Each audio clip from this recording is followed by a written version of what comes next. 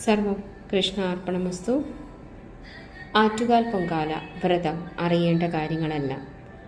ആറ്റുകാൽ പൊങ്കാല ഇടുന്ന എല്ലാവരും തന്നെ വ്രതമെടുക്കണം. കാപ്പുകെട്ട് മുതൽ വ്രതം അനുഷ്ഠിക്കേണ്ടതാണ്.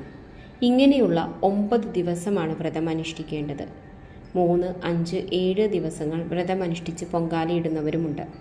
ആത്മാവ് ദേവിക്ക് സമർപ്പിക്കുന്നത് പൊങ്കാലയെ കൂടുതൽ ദീപ്തമാക്കുന്നു. വ്രതമെന്നാൽ ഭക്ഷണത്തിൻ്റെ നിയന്ത്രണം മാത്രമല്ല, ശരീരത്തിൻ്റെയും മനസ്സിൻ്റെയും നിയന്ത്രണം കൂടിയാണ്. വ്രതമെടുക്കുന്ന ഒരാൾ ദിവസങ്ങളിൽ എപ്പോഴും അമ്മയെ പ്രാർത്ഥിച്ചുകൊണ്ടിരിക്കണം. സർവ്വദുരിതവും മാറ്റിത്തരയണമേ, അനുഗ്രഹം ചൊരിയണമേ, നവഗ്രഹ ദോഷങ്ങൾ മാറ്റണമേ, ദൃഷ്ടിദോഷം, വിളിദോഷം, ശാപദോഷം എന്നിവ മാറ്റിത്തരയണമേ എന്ന് ഭക്തിയോടെ പ്രാർത്ഥിക്കണം. ഒരു നേരം അരിയാഹാരം കഴിച്ച് ബാക്കി സമയം വിശന്നാൽ ഫലവർഗ്ഗങ്ങൾ കഴിച്ചു വേണം വ്രതമെടുക്കാൻ. മത്സ്യവും മാംസവും ലഹരി പദാർത്ഥങ്ങളും പൂർണ്ണമായും ഒഴിവാക്കണം. ബ്രഹ്മചര്യം അനുഷ്ഠിക്കണം. ദേവി സ്തോത്രനാമാദികൾ ചൊല്ലുകയും ക്ഷേത്ര ദർശനം നടത്തുകയും ചെയ്യുന്നത് നല്ലതാണ്. പൊങ്കാലയിടാൻ കോട്ടൺ കോടി വസ്ത്രമാണ് ഉത്തമം. ഇതിനു കഴിയാത്തവർ അലക്കി വൃത്തിയാക്കിയ കോട്ടൺ വസ്ത്രങ്ങൾ ധരിക്കണം. ശരീരശുദ്ധിയും മനസ്സിൻ്റെ ശുദ്ധിയുമാണ് പ്രധാനം.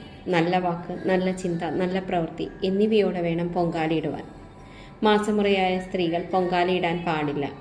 7 ദിവസം കഴിഞ്ഞ് ശുദ്ധമായെന്ന് സ്വയം ബോധ്യമുള്ളവർക്ക് പൊങ്കാല സമർപ്പിക്കാം. കുലവാലായ്മ ഉള്ളവർ പൊങ്കാലയിടരുത്.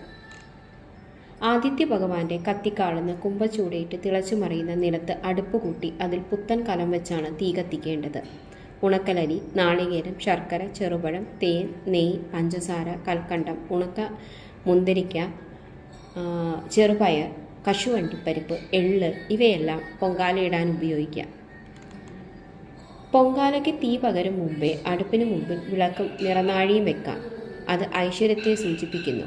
ദുരിതമോചനവും ഐശ്വര്യവർദ്ധനവും വാസ്തു ദുരിതങ്ങളും തീർത്തു തരണമേ എന്ന് പ്രാർത്ഥിച്ചാണ് നിറനാഴിയും പറയും നിലവിളക്കും വെക്കുന്നത്. അടുപ്പ് തീർത്ഥം തളിച്ച് ശുദ്ധി വരുത്തണം. പൊങ്കാല തിളച്ചു തൂകുന്നത് ഉത്തമമാണ്. ഇപ്രകാരമുള്ള തിളച്ച് മറിയൽ വരാനിരിക്കുന്ന അഭിവൃദ്ധികളെ സൂചിപ്പിക്കുന്നു. കിഴക്കോട്ട് തൂകിയാൽ ഇഷ്ടകാര്യങ്ങൾ ഉടൻ നടക്കും. വടക്കോട്ടായാൽ കാര്യങ്ങൾ നടക്കാൻ അല്പം കാലതാമസം വരും. പടിഞ്ഞാറും തെക്കുമായാൽ ദുരിതം മാറിയിട്ടില്ല. നവഗ്രഹ ഭജനം നന്നായി വേണം എന്നർത്ഥം. പൊങ്കാല തിളച്ചു വരുന്നത് വരെ ഒന്നും കഴിക്കാൻ പാടില്ല. പണ്ട് കാലങ്ങളിൽ നേതിച്ച ശേഷമാണ് കഴിച്ചിരുന്നത്. ഇന്നത്തെ ഭക്തരുടെ ആരോഗ്യസ്ഥിതി കണക്കിലെടുത്ത് നിവേദ്യം തയ്യാറായി കഴിഞ്ഞാൽ കരിക്കോ പാലോ പഴമോ കഴിച്ച് ഉപവാസം അവസാനിപ്പിക്കാം. എന്നിട്ട് മറ്റ് പദാർത്ഥങ്ങളായ പ്രസാദൂട്ട് കഴിക്കാവുന്നതാണ്. പൊങ്കാലയും ക്ഷേത്രദർശനവും കഴിഞ്ഞ് അന്നേ ദിവസം കുളിക്കരുത്. ദേവീ ചൈതന്യം കുടിയിരിക്കുന്നതിനാൽ വ്രതാനുഷ്ഠാനം മാത്രം മതി.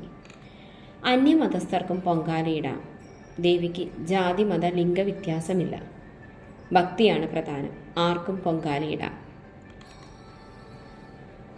സർവം കൃഷ്ണാർപ്പണമസ്തു. നന്ദി.